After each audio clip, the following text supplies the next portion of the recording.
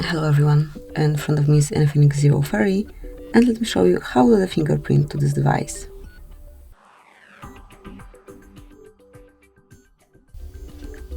So first of all, open the settings, then find and select password and security, click on fingerprint, and as you can see at first you have to set some lock screen password.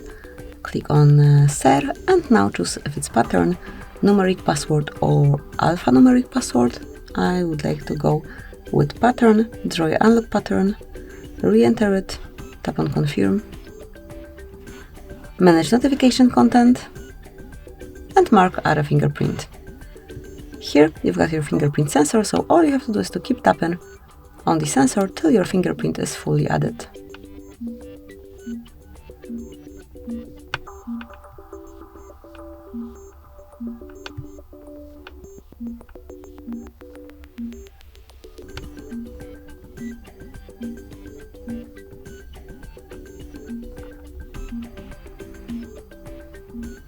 And tap on finish. So that is all. From now on you will be able to unlock your device with this fingerprint only.